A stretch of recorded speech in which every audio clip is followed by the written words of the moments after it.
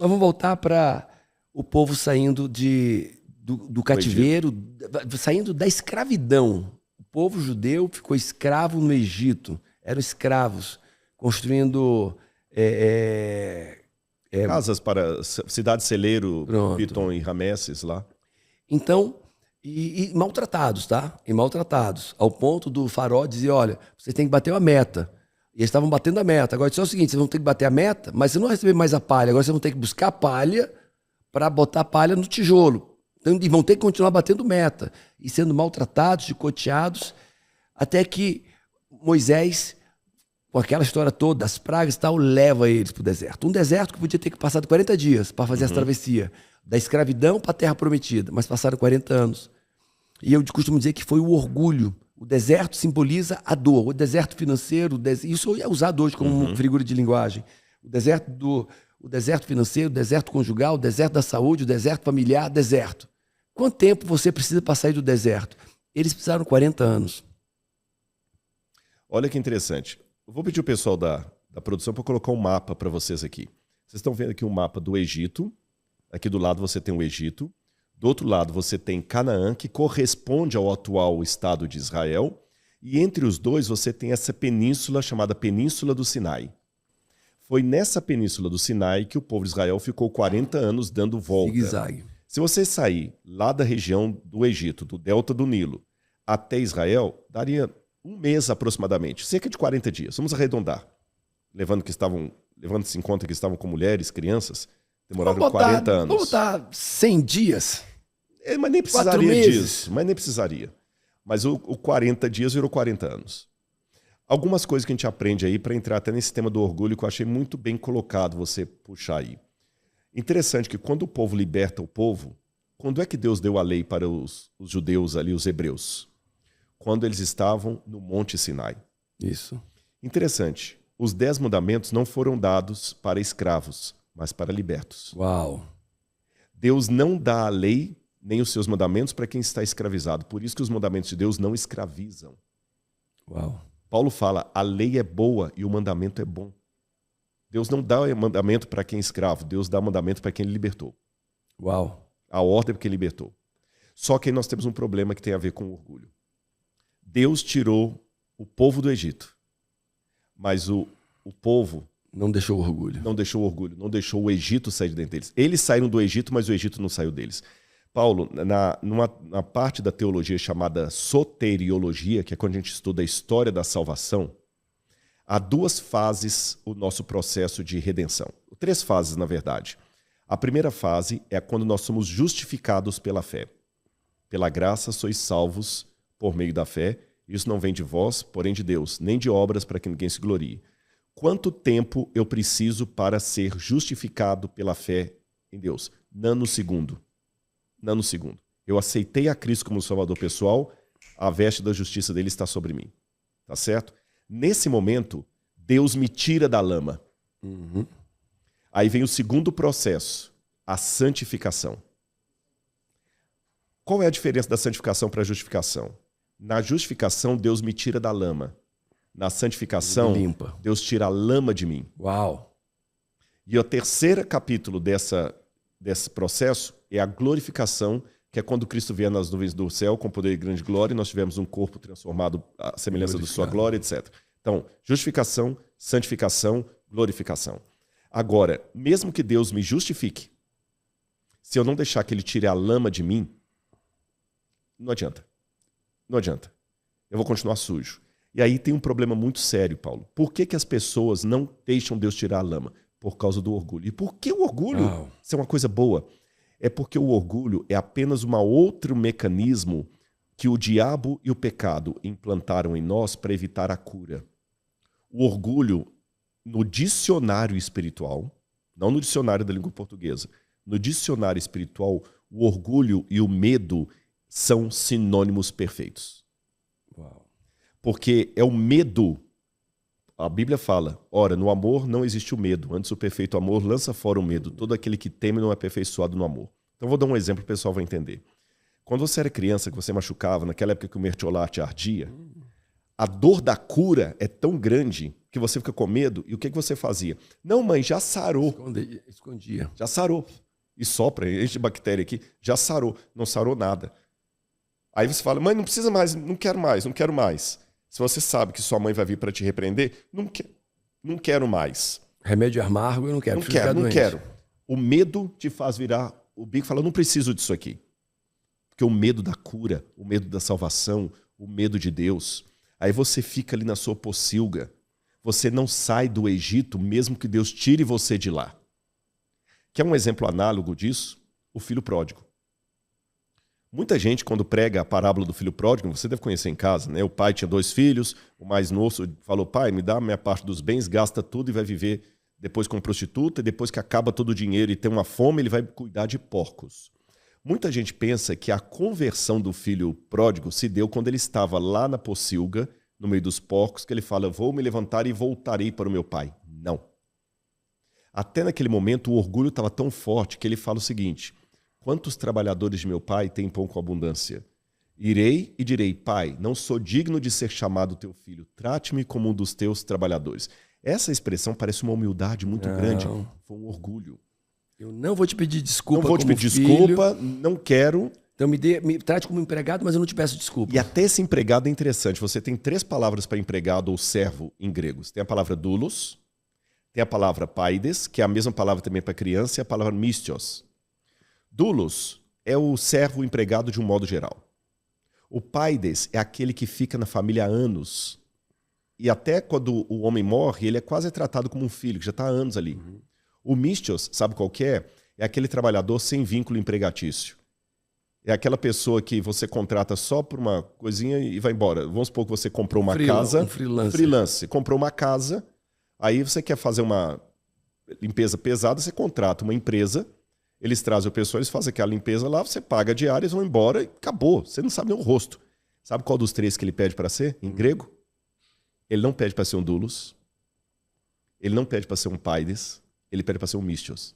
Uau. Um frila. Olha, não precisa me tratar como filho, não. Um frila, tá bom. Aí o pai que quebra tudo isso fala, não, vem cá, você vai ser filho. Você é filho. Você é filho, aceita. Então, o conselho que eu dou para as pessoas é o seguinte, o primeiro passo para você vencer o orgulho não é ser humilde, é vencer o medo. Porque o medo é que te empurra para o orgulho. É o medo que te faz achar que você não precisa de Deus para cuidar da sua vida. É o medo de ser rejeitado novamente. É o medo, para voltar ao tema do método CIS apenas como ilustração, é o medo que não te permite se entregar. Uhum. Porque não vai funcionar nada. Se você fizer toda aquela vivência e ficar pensando em outra coisa, não vai funcionar. É um medo. Quando Deus se aproximou do Jardim do Éden, Adão e Eva ficaram com medo. E o que eles fizeram? Folhas de figueira para cobrir a nudez deles. Olha o orgulho.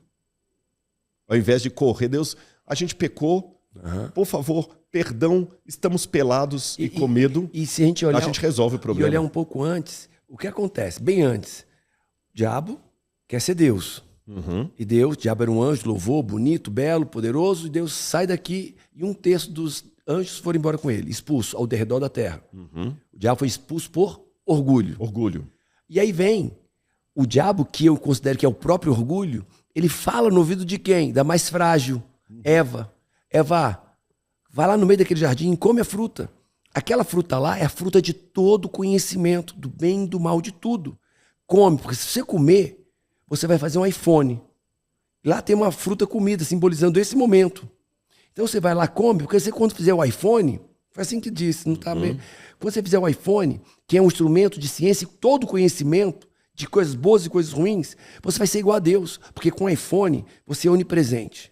Com o iPhone você é onipotente, só pegar o ChatGPT que você faz qualquer coisa. Você paga, você compra, você vende, e com o iPhone você também vai ser onipotente, onipresente e onisciente. Pergunta o ChatGPT pro Google, você vai saber tudo. E você vai ser igual a Deus. Quando você for igual a Deus, você não precisa dele. Bobinha, vai lá e come a fruta do conhecimento. Não, come, bobo, vai ser igual a Deus. E ela foi e comeu. Não sustentou, deu para Adão. Adão, não, come, Adão. E os dois caíram. E quando Deus chega, estão lá com aquela folhinha cobrindo. Quem te deu a saber que vocês estavam nu? Aí começou a Porque eu acusação. não te dei conhecimento, só te dei amor. Foi a mulher que o Senhor me deu. E aí ele diz, alto lá, Deus. Foi a mulher que eu nem pedi, que tu tirou e que tu me deste. Eu não pedi isso. E Deus diz, ai meu eu, né? Ai, não foi a meu pai, ai meu eu. Ai meu eu. E aí ele vai, Adão, e você? Aí Eva, foi você? Não, foi a serpente que tu mandou lá do céu para cá, que ficou aqui, ela que me fez comer. Nenhum se arrependeu, nenhum assumiu a responsabilidade, nenhum pediu desculpa. Isso é orgulho. Orgulho. Eu creio que se eles tivessem se arrependido, se quebrantado, Deus dizia, tá ok, vem, abraça papai, vem, então vem, abraça papai perdoa, papai é Deus é um Deus de perdão. Vem, nunca se arrependeram por orgulho, não aprenderam, não mudaram. E aí toda a humanidade cai em seguida por causa de uma coisa, um orgulho que não nasceu neles, mas que foi estimulado por eles através do anjo. Exatamente. E olha que interessante. O orgulho, como a gente está vendo, o orgulho não é um pecado isolado. Ele é uma árvore com diferentes frutos. Isso. Uau! Diferentes frutos. O ato de pegar a folha da figueira e cobrir a nudez, isso é um ato de orgulho. Eu não preciso de você. Uhum. Por isso que Deus arranca aquela folha ali e dá a pele de animal. Deus não é dessa que vocês precisam. Você precisa de uma outra pele e que quebra o orgulho. Por quê? A pele que vocês vão vestir é uma pele de alguém que foi morto. Uau. Eles não sabiam o que era morte até então. Não. Depois, a acusação. O orgulho leva para a acusação. Porque o que é o orgulho? O orgulho também é não admitir que eu errei. Invulnerabilidade. Invulnerabilidade. Eu não posso ser fraco. Eu não posso ser... não errei. A mulher que o Senhor me deu não são frutos dessa árvore. Então, a acusação ao outro. Gente, o orgulho tirou... Como é que o orgulho se mundo. manifesta? Vamos lá. O orgulho se manifesta com acusação, o orgulho se manifesta com desobediência, com invulnerabilidade, com autossuficiência, eu não preciso, com arrogância, com prepotência, com soberba, com vaidade, com o que mais? Com impaciência, com acusação. Então, no Método CIS, eu descrevo mais de 25 maneiras que o orgulho se manifesta, que você vai ver todos eles em Adão e Eva e vai ver no povo judeu que saiu do deserto. E aí as pessoas perguntam, por que Deus não fez assim, plim, pim, pim, e mandou aquele povo judeu que saiu da escravidão direto para a Terra Prometida? Sabe por quê? Porque escravo não habita em palácio. Era um povo com escravo, com mentalidade escrava, com comportamento escravo, cheio de arrogância e orgulho. Vitimização é orgulho. E Deus precisava passar pelo processo. O deserto não era para sofrer, o deserto era para mudar. Era um local de aprendizado, era faculdade, hospital. E Deus diz, muda, deixa eu moer teu orgulho. Deixa eu moer esse orgulho da vitimização, da desobediência, esse orgulho da soberba, da arrogância, da desonra, do desrespeito que vocês têm comigo. Deixa eu moer esse orgulho, porque assim que eu moer orgulho, vocês estão prontos para entrar na Terra Prometida. Mas na Terra Prometida não é para escravo, é para livre. Para pessoas livres. E um detalhe interessante, Paulo, eu queria dizer duas coisas com base nisso que você falou. Em primeiro lugar, o orgulho, ele acaba, na prática, fazendo o papel inverso. Eu vou falar de outro paradoxo aqui. O orgulho é a maneira mais inteligente de continuar sendo humilhado.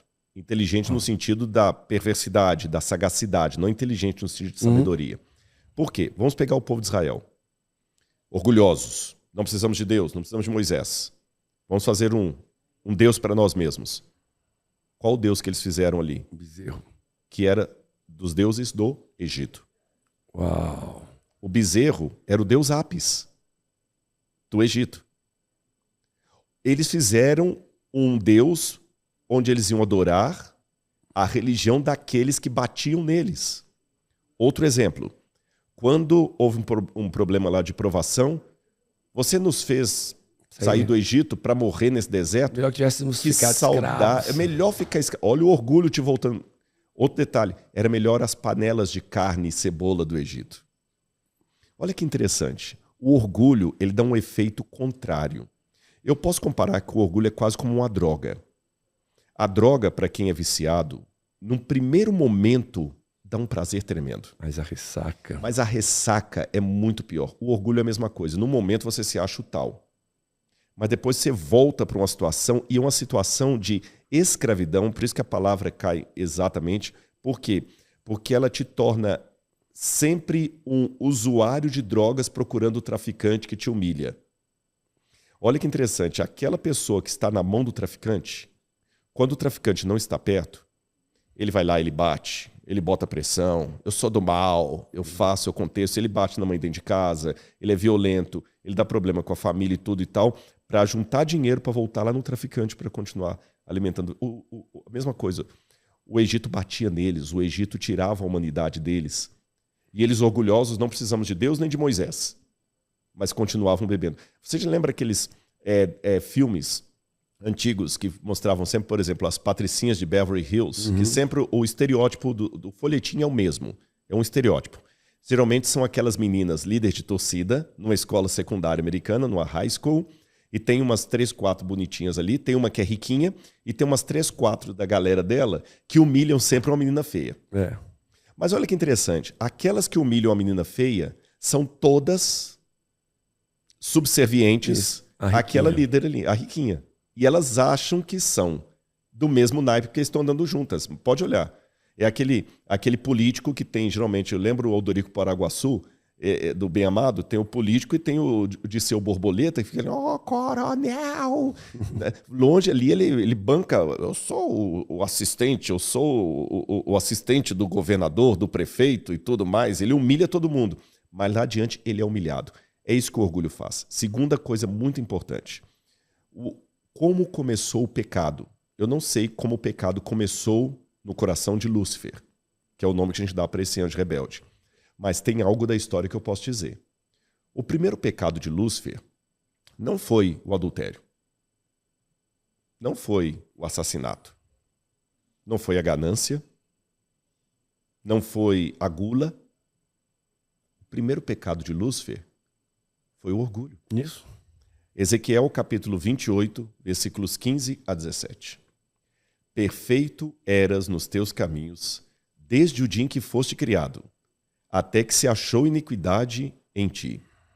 Na multiplicação do teu comércio, se encheu o teu interior de violência e pecaste. Por isso que te lançarei, profanado, fora do monte de Deus e te farei perecer.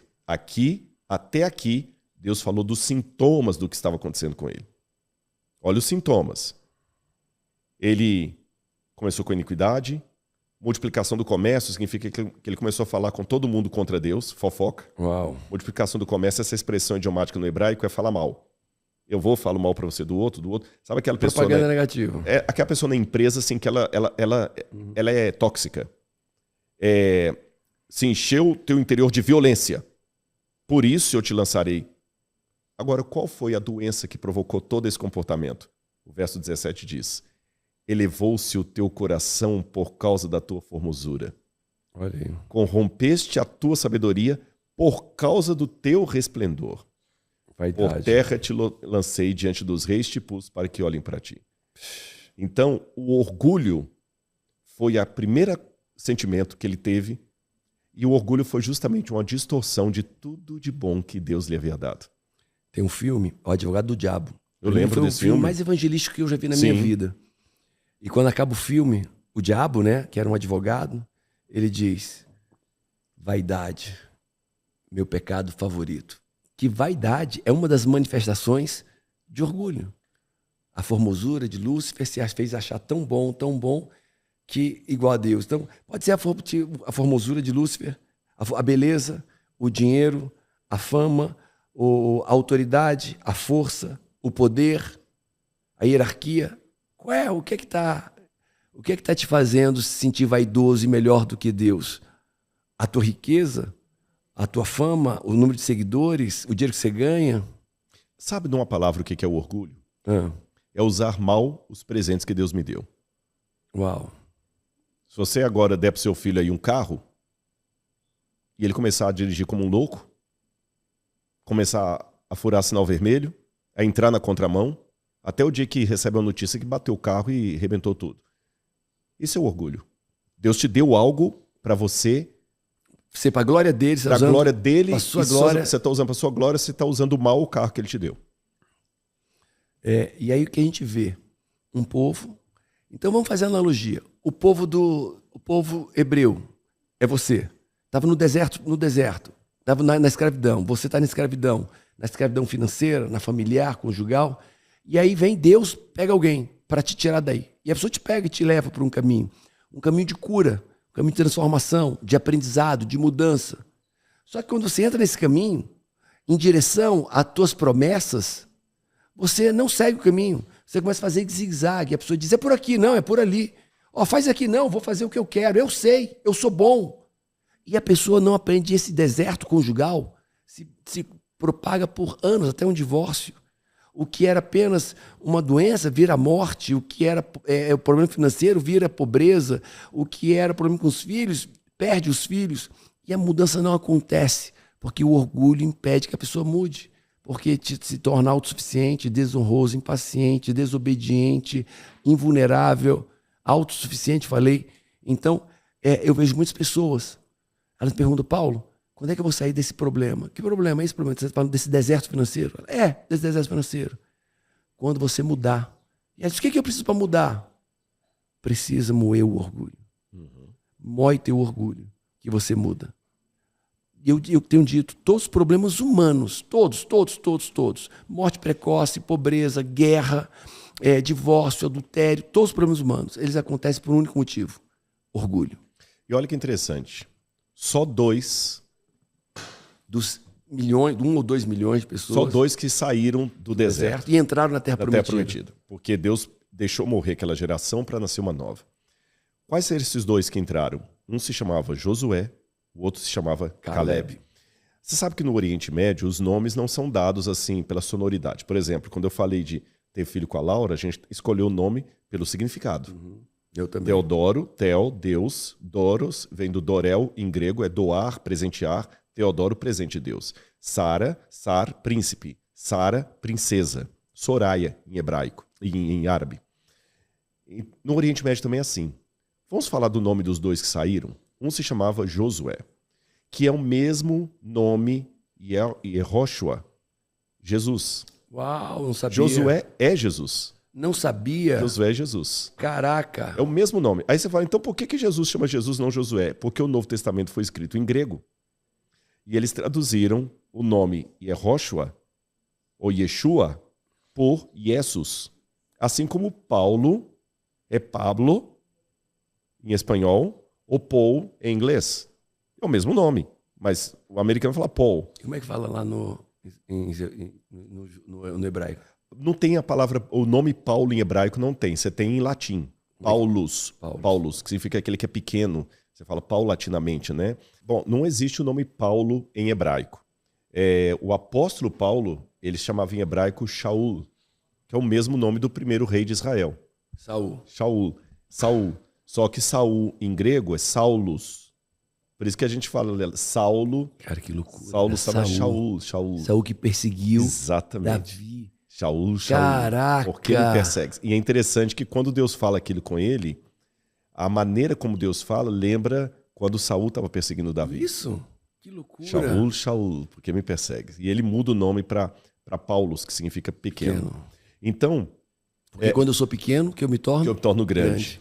Aí então o nome Yehoshua é a abreviatura do nome sagrado de Deus, mais a palavra Shua, que é o verbo salvar. Yehoshua, Deus salva. Então, em grego, você fala Jesus. É o mesmo nome. Então, Josué e Jesus são charás. Uau. E esse Josué que sai, olha o significado do nome dele. O Senhor salva. Então, eu não vou atravessar esse deserto por conta própria. Eu não estaria aqui se não fosse Deus. É um nome que é uma propaganda, se eu posso dizer assim, uma advertência contra o orgulho. Não é você que se salva, é Deus que salva você. Uau. Você chegou aqui porque Josué podia se encher de... Não, eu sou realmente... Rapaz, olha isso aqui... Quantas batalhas ele venceu? Não, Legendários, que é aquele lado... Eu tô melhor do que qualquer coisa do Legendários, porque olha como é que eu tô aqui, quanta batalha. Não. É o Senhor que trouxe você através desse deserto. O segundo se chamava Caleb. E o que significa Caleb? Etimologicamente falando, Caleb significa Kalev. Lev é coração em hebraico.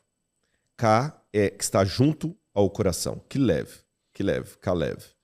Mas, por alguma semântica, Kalev em hebraico também é cachorro. Porque eles já entendiam que o cachorro... Eles pensavam muito na situação, embora que isso é tão interessante. O cachorro não era um animal doméstico que todo mundo apreciava. Só tinha um grupo que gostava de cachorro. Porque o cachorro geralmente era um animal selvático. Mas tinha um único setor da sociedade que apreciava ter um cachorro de estimação. Pastores de ovelhas. Uau. E ele sabia como é que o cachorro ajudava a controlar o rebanho, como o cachorro era fiel.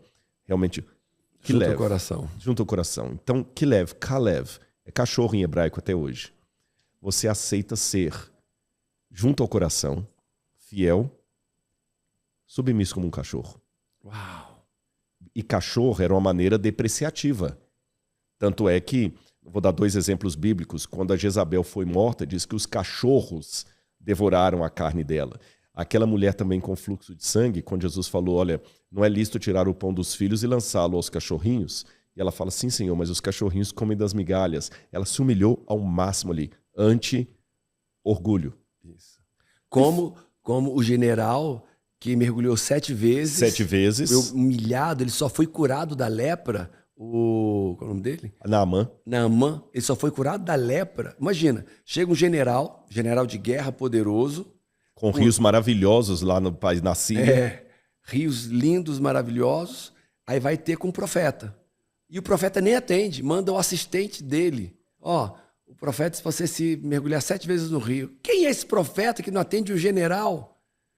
E a moça disse, cara, vai, já tá aqui o acidente dele. Olha, se ele pedisse uma coisa difícil, você não faria, né? Então você vê. E só foi curado depois que ele foi humilhado. Aquela mulher foi humilhada. Né? Ou seja, tem que moer o orgulho. Aí eu tenho que pegar uma passagem aqui que diz... Olha só, se o meu povo, que se chama pelo meu nome... Se o meu povo, que se chama pelo meu nome, vamos lá agora, se humilhar, orar, buscar a minha face, agora, se arrepender dos seus pecados, aí sim, eu ouvirei do céu, perdoarei seus pecados e sararei a sua terra, a sua casa, o seu casamento, a sua vida. Mas qual foi a primeira etapa? Se humilhar.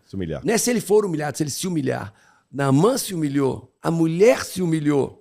O próprio Caleb, para ser um nome desse permitir, porque eu fico imaginando como é que os pais colocam no filho o nome de Caleb, de cachorro.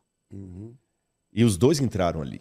Então, nesse nome, tem uma mensagem para atravessar o deserto e ir para outro. Para entrar no deserto, você pode entrar como um povo. Mas para sair dele, só reconhecendo que é Deus que está te tirando dali, Ele que te salva, e você tem que se submeter como um cachorro ao seu dono. E só alguém humilde se submete. Exatamente. Agora é até bom a gente colocar uma coisa para não aparentar até uma contradição com o que falamos antes, com essa questão de se humilhar. Existe uma diferença entre se humilhar e se tornar abusável. Isso. Humilhável.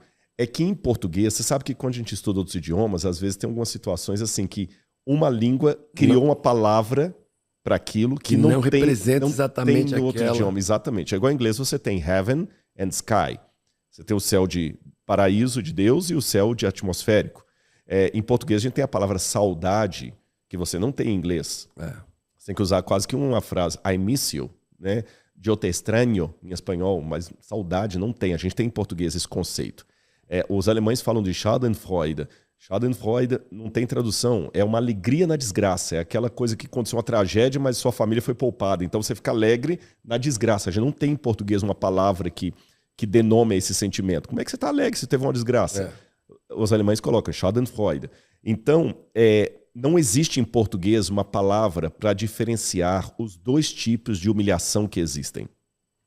Mas mesmo que essa palavra não exista, em termos conceituais, eu acho importante quem está nos assistindo entender que há 2 tipos de humilhação. Existe aquela humilhação que eu vou chamar de humilhação espiritual, que é aquela que você se submete, que você se entrega a Deus, que você se deixa que o que sabe mais do que você te conduza. Olha que troca de papéis nós tivemos. Na Turquia, eu te conduzi. E você foi muito humilde. Eu dou esse testemunho aqui. você sentou com Black Belt, que eles não estavam ali por causa de Rodrigo Silva, você se sentou com o Black Belt e ouviu atentamente a minha explicação. Isso. Quando eu fui para o método CIS, eu me assentei e ouvi a sua explicação. Acho que é o prazer de ser submisso. E reconhecer que você não é bom em tudo. É. Você tem a sua área, e mesmo a sua área, ouça os pares, e saber que 99% do conhecimento que está em redor, você é leigo. Isso, 99,99999. Se entregue. E a vantagem, se você se entregar na mão do bom advogado, você está bem, do bom médico, etc. Eu digo assim, bendito é aquela pessoa que tem alguém para quem ser submisso. Exatamente. Naqueles momentos específicos. Esse é um se humilhar inteligente e espiritual. Eu vou dar só uma ilustração dele e vou falar do segundo tipo. Quando Jesus falou, bem-aventurados os pobres de espírito. Em outros dizem humildes. Humildes. Sabe o que significa isso? Lembra os manuscritos do Mar Morto? Uhum. Eles encontraram lá a expressão hebraica que agora eu sei o que Jesus falou, que Jesus falou em aramaico. E a Bíblia tem em grego, quer dizer, o Novo Testamento grego já é uma tradução do que Jesus falou. E como é que você traduz a expressão idiomática? O que Jesus quis dizer? Humilde de espírito é pobre de espírito? Em hebraico, eles encontraram a expressão anavei ruar, que traduzido literalmente é o encurvado no espírito. E anavei pode ser tanto o pobre como o encurvado, é a mesma palavra. E espírito, ruar, em hebraico, pode ser tanto o espírito como o sopro. É a mesma palavra. Em grego também, tanto é que o Espírito Santo é pneuma hagion. E pneuma também é fôlego, você não chama pneumatologia, pulmão, pneu de carro. Olha que interessante. O que significa então o encurvado no espírito, anavei ruar? Quando o vento passa na lavoura, o que o trigo faz? Se inclina na direção do vento. Jesus pegou essa expressão que tinha no hebraico e falou, pois é, quando o vento passa na lavoura, o trigo se inclina. Bem-aventurados aquele também que quando o vento de Deus, que é o Espírito Santo, sopra, ele também se inclina. Bem-aventurados os encurvados pelo Espírito, seria a tradução ao pé da letra. Os pobres de espírito. Isso é a humilhação que Deus quer. E eu ainda digo mais. Eu vou te trazer mais uma, se você achar, você vai encaixar aí. Que eu tenho trabalhado as pessoas que tem feito muito sentido. Se eu xingava, se você é burro, eu estou humilhando? Não. Eu estou te ofendendo, estou te agredindo, estou mentindo ao teu respeito. A única forma de alguém me humilhar é se falar as verdades escondidas sobre os meus defeitos. Se alguém diz assim, Paulo, você fez isso. Que vergonha. Me humilhou. Paulo, você roubou. Me humilhou. Quando alguém traz à luz os meus defeitos, aí me humilha. Se alguém diz que, Paulo, você é burro. Não sou. Não está me humilhando. Está me enchendo o saco, está me perturbando, mas não está me humilhando. Então, a humilhação é me tornar menor, me encurvar. É um processo que só a verdade faz comigo. Exatamente. E a verdade são os meus erros. Então, se o meu povo, que se chama pelo menos se humilhar, se o meu povo reconhecer seus pecados, suas falhas, seus insucessos, seus defeitos, e se encurvar, demandando, dependendo de mim, e aí vem, e orar. Então, a humilhação, só é humilhação, nesse contexto, quando eu reconheço as minhas falhas. Minha dependência de Deus. E trago luz sobre elas. E trago luz sobre elas, minhas falhas. Eu sou falho, eu errei, eu pequei, eu adulterei, eu menti. Quando eu trago isso, dói, a humilhação dói. E a humilhação cura. Porque quando eu erro e trago, errei, escondi, não dói.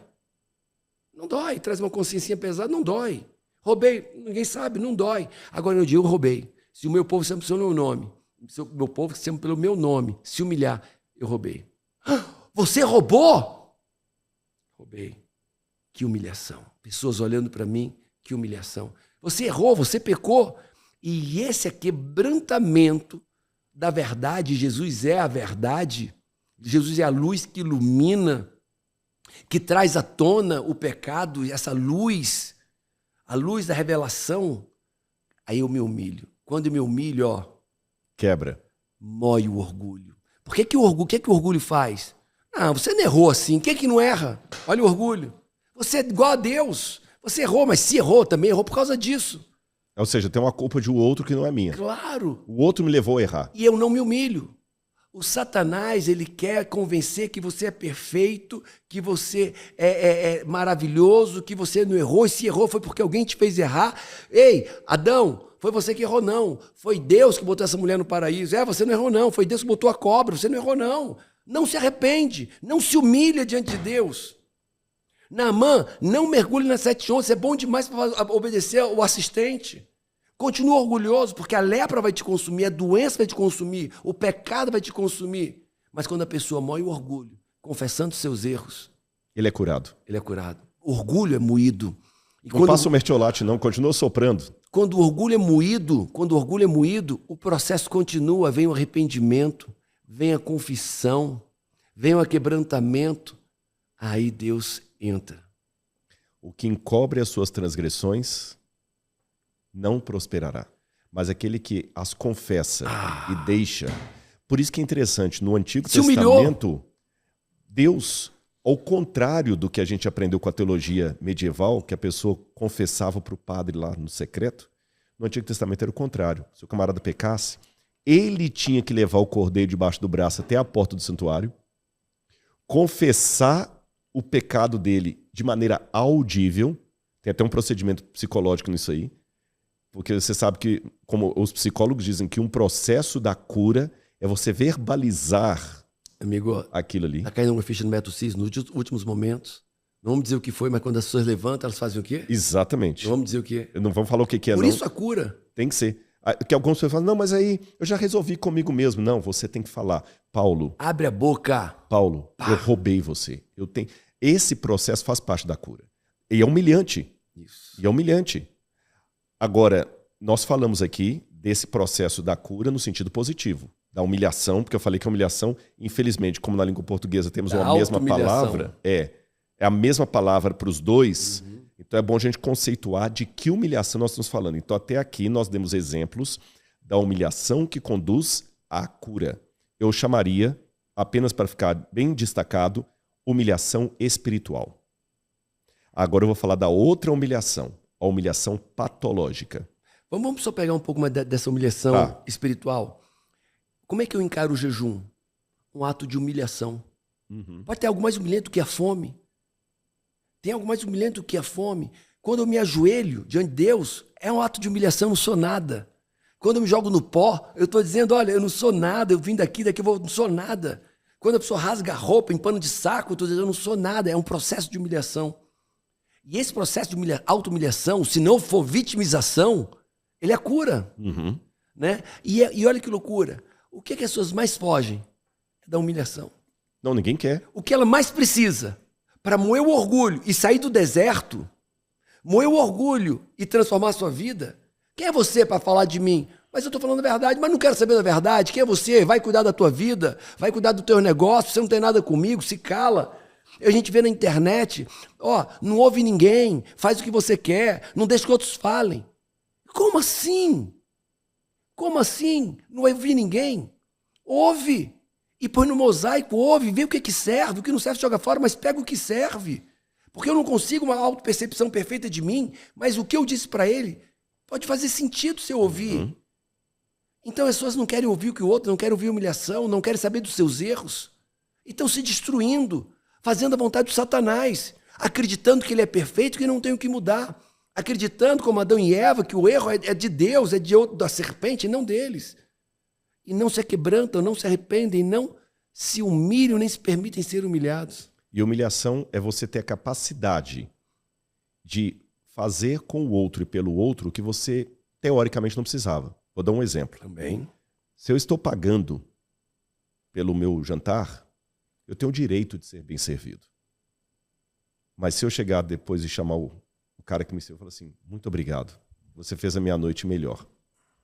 Isso é uma humilhação no espírito. Amigo, isso é espiritual. Isso é espiritual. Jesus não precisava pedir água para ninguém. Quando ele pediu para aquela mulher samaritana, me dá um pouco d'água. Gente, ele multiplicou pães e peixe, Paulo. Ele fez a rocha que Moisés feriu jorrar água. Ele criou a água. Ele não precisava pedir água. Ele é água viva. Ele é água. Vamos piorar a coisa? Ele pediu água até para os algozes dele quando ele estava na cruz. Eles deram vinagre para ele. Jesus pediu. Então, o ato de humilhação, às vezes assim, eu poderia te prejudicar, mas eu não vou. E olha onde é que acabou o ato de humilhação de Deus, de Jesus? Na cruz. Cara, era Deus. E a vida dele, humana ali, acabou na cruz. Mais alta humilhação. É impensável. É algo muito louco isso. Uhum. Agora, posso falar do outro lado, que eu acho que é importante o pessoal ouvir o outro lado também. Repito, para ficar bem claro para quem está em casa. Como, infelizmente, não temos duas palavras na língua portuguesa, eu vou ter que pegar a mesma palavra, mas dar dois conceitos diferentes. Falamos, então, de humilhação espiritual. Essa você tem que ter. Vai para a cura, vai para a transformação. Vai para a cura, transformação, santificação. Faz parte do caráter de Deus, do exemplo de Deus. Do outro espectro, eu colocaria a humilhação patológica. O que é a humilhação patológica? Eu posso dar exemplos. A humilhação patológica pode ser o vitimismo. Uhum. O vitimismo é uma humilhação patológica. Tem pessoas que têm orgulho de serem miseráveis. Sabe que tem uma experiência interessante que o homem mais... no mundo da filosofia, o homem mais humilde, entre aspas, que houve foi um filósofo chamado Diógenes. Talvez você já ouviu falar no Diógenes, aquele louco que andava com uma lantela acesa durante o dia, falando, estou procurando um homem íntegro, um homem justo. E o Diógenes, ele queria ser tão humilde, que o Diógenes criou uma filosofia que a gente chama o cinismo. E a origem da palavra cinismo é kenekos, em grego, significa cachorro. Porque ele queria ser tão humilde que ele queria viver como os cães. Então ele morava num barril com um monte de cachorro, sabe, lá na Grécia. E teve um episódio que o menino foi beber água, ele foi beber água e ele tinha uma caneca quebrada, porque ele era muito humilde. E quando ele foi beber a caneca... Pobre. Mas pobre no sentido assim, forçadamente. Era uma filosofia para ele aquilo. Quando chegou um menino do lado e foi beber água com a mão. Ele falou, opa, o menino tá mais humilde do que eu, porque eu estou bebendo com a caneca quebrada, ele está bebendo com a mão. Ele jogou a caneca fora e começou a beber com a mão. Esse era o Diógenes. Só que tem uma época que o pessoal falou a Diógenes, você é tão arrogante, tão orgulhoso, que o seu orgulho brilha pelos buracos da sua mortalha. Uau! Por isso que a palavra cinismo, que originalmente significava ser tão humilde como um cachorro, hoje tem um sentido contrário. Você está sendo muito cínico. Você está falando uma coisa que não é o que você pensa. Então, essa humilhação patológica é o do cinismo. Isso. É a pessoa que tem orgulho de ser miserável. Que é orgulho. Que é orgulho. É a pessoa que na sua... Eu sou pobre. Você é rico. Por isso orgulho. Eu sou superior a você. E se acha? Eu sou superior a você. Pega essa. Você é rico. Eu sou tão pobre. Por isso que eu sou pobre, eu me sinto melhor do que você. Isso é orgulho. Ou então também, eu sou rico, porque eu sou rico, eu sou melhor do que você. Orgulho também. Os dois é do Satanás. Vamos pegar a teologia da libertação. Desculpe me apresentar uma discordância aqui. O slogan deles era a opção radical pelos pobres. E eu lembro, Gutierrez, Boff, esse pessoal todo, eu estudei com eles. Não com eles como professores, mas com teólogos da libertação. Eles diziam que Jesus tinha a opção radical pelos pobres. Jesus não tinha opção radical pelos pobres, porque se Jesus tivesse a opção radical pelos pobres, ele estaria fazendo acepção de pessoas. Isso. Não, sentava na mesa com os ricos. Com os ricos e com os pobres. Lázaro, ele sentava com todos. O Nicodemos, José de ele foi para um túmulo rico, de um amigo rico que deu um túmulo para ele, andava com dinheiro, tinha tesoureiro. Então não tinha opção radical. O Evangelho de João, capítulo 3, verso 16, não diz porque Deus amou os pobres de tal maneira que Deus amou o mundo. Então vamos colocar, isso também é um tipo de humilhação patológica. Eu tenho que me humilhar para mostrar que eu sou grande. Tenho que ser pobre para mostrar que sou humilde. Que sou mais amigo de Deus. Tem que mostrar que eu sou doente, desfavorecido. Outra forma de humilhação patológica, a crença limitante. Eu não posso crescer. Isso. Porque senão eu não vou ser feliz, eu não sei o quê, porque a riqueza traz muito mal, não sei o quê e tudo.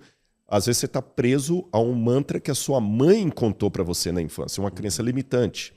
Então aqui eu dei exemplos do que eu chamaria de humilhação patológica, que não tem nada a ver com humilhação espiritual. Então, embora, por força do vocabulário, do dicionário, eu seja obrigado a usar o mesmo vocábulo para ambos os sentimentos, eles são completamente diferentes, e eu alerto a quem está nos assistindo a não confundir uma coisa com outra, porque senão você pode cair no erro.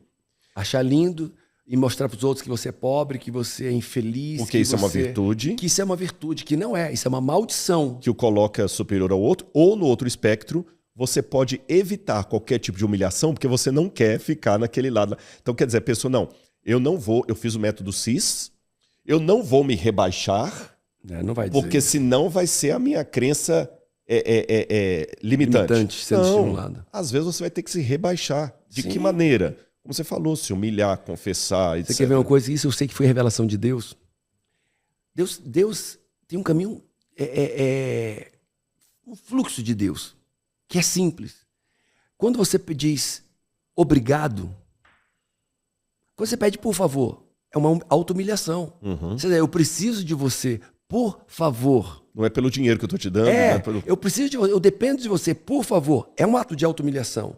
Aí você me dá um copo d'água, eu digo obrigado, olha, obrigado. De novo eu estou me humilhando, botando submisso, inferior a você, porque você teve o recurso para me dar. E eu tive que te agradecer. Então quando você diz por favor, quando você diz obrigado, quando você diz eu não sei, quando você pede ajuda, se nós cumprirmos coisas simples do dia a dia, obrigado, por favor, eu não sei, me ajuda, é um ato de auto-humilhação. Eu vejo casas que ninguém diz por favor para ninguém, que ninguém diz obrigado. E quando diz, não é em casa, é fora, por questão de educação e social. Mas se você for simples nessas coisas de auto-humilhação, por favor, obrigado. Eu dependo de você, eu preciso de você, eu não sei. Fala de novo porque eu não sei. É um treinamento diário de auto-humilhação. E aí, o que é que eu creio? Esse meu orgulho. Eu estou trazendo a verdade. Olha, por favor, a verdade é, eu preciso da sua ajuda. E a verdade dói. E a verdade dói, eu preciso da sua ajuda. Né? Então, o que é que eu creio? Quando vem a verdade sobre as minhas falhas, os meus defeitos, as minhas incapacidades, os meus pecados, a verdade vem, ela me humilha. Quando ela me humilha, ela mói meu orgulho, isso me torna humilde. Eu reconheço quem eu sou. E essa humildade me faz agora aprender, me torna sábio. E a sabedoria me santifica. Porque na sabedoria eu temo a Deus. Porque agora eu sei da minha humanidade. E esse temor a Deus me santifica. Então, e eu creio que foi revelação. A verdade sobre minhas falhas, erros, pecados, incapacidades, incompetência, a verdade me humilha. Vamos botar aqui na tela. Me humilha. Essa humilhação me torna humilde. Eu reconheço quem eu sou, reconheço as minhas fragilidades, me torno humilde. Por ser humilde, agora eu preciso aprender. Eu preciso mudar. E eu me torno sábio.